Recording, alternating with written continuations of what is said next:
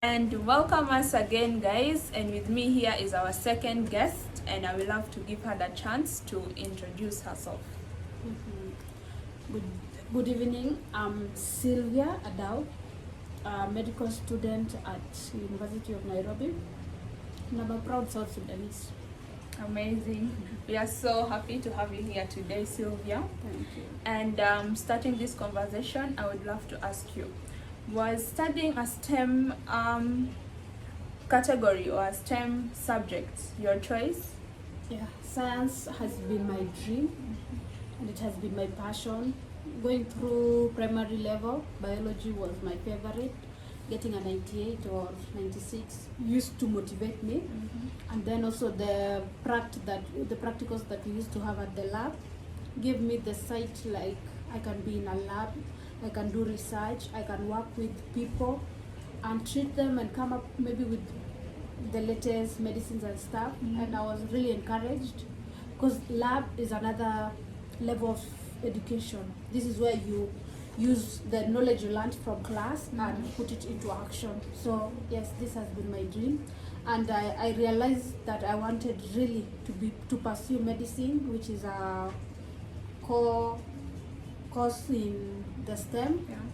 So when I was in class 8, I had the dream and the desire to become a doctor after watching the movie Grey Anatomy. Yeah. And with my dad's support and advice, he made my dream come true, because also medicine is quite expensive, especially being a foreigner in a foreign land.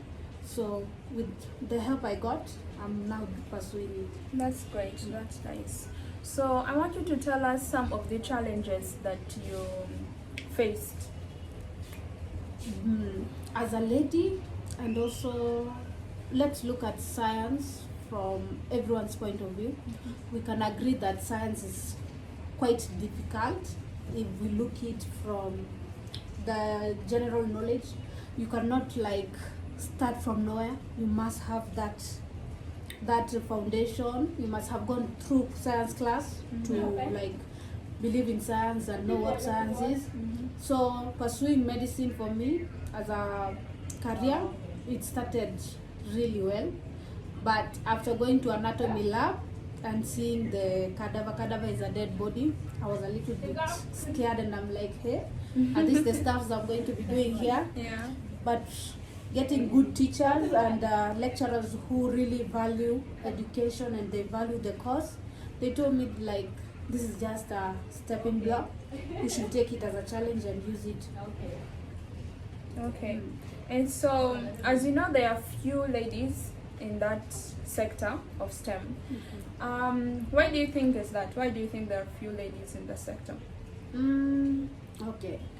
First, there's that notion that science or engineering or mathematics, even the technology, are for men, because ladies were taught that women are vulnerable, women we cannot do such, women are not to stress, women are not to go to that. We are supposed to be clean, smart all through, beautiful. We just relax and allow men do it. So that notion blocked our mind, and we feel like we are not supposed to do this. Yeah. And again, our old parents, the old generation from the 19s and the 1800, those people believed that men should be given the first priority. So as a parent, you feel like taking your son to school will hold your house, like men are seen as the foundation of the house.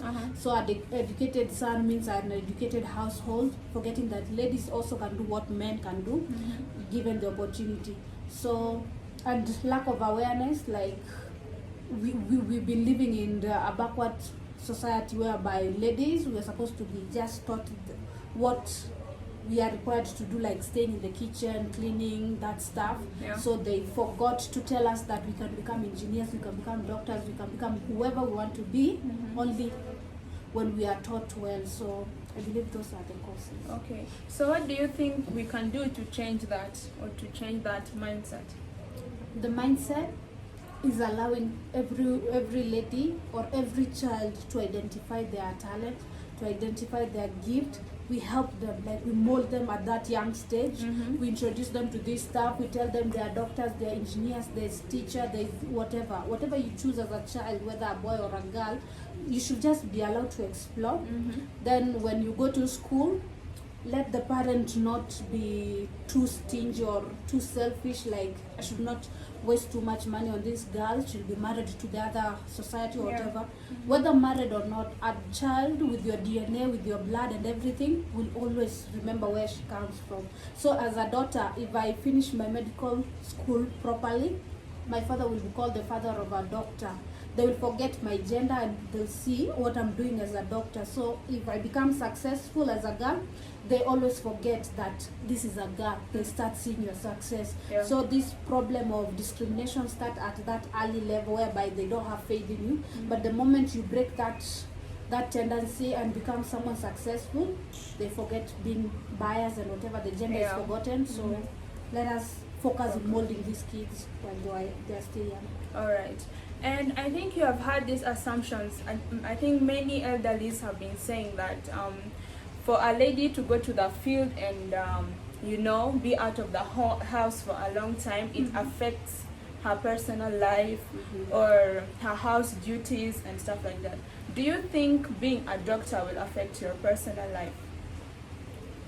It might affect, but in a positive way, because if I become a doctor, I'll have much responsibility in my hands.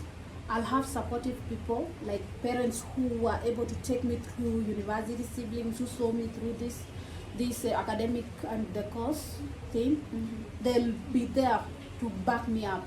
And with that support, I believe like I can do anything. If I be able to complete 7 years successful, that thing give me that will and the inspiration that if I've reached this point, I can do anything. Yeah. So I don't think that it will waste my time, because if I get a good and supportive husband, good kids, I'll stand in for them. Mothers are always the backbone of a house, and the building, the house is just a building, but with a mother in it, it becomes a home. So as a responsible person, through the lessons in classes, I can put it to action and ensure that my household is a better household. And I'll be more disciplined, more committed, more loving, because I will be working with people, and that will give me that ability to understand and become a better person. So I don't think like it will take me backward. Instead, it will be pushing me to a greater level. Awesome, that's great. And as Sylvia said, a woman is the backbone of the house. So empowering that woman will nurture her house. And as she nurtures that house, her kids will go outside and make more impact out in the society. So guys, let's encourage each other. Let's change our old mindsets and start looking in the future, what we are going to do for our children and what our children are going to do for theirs.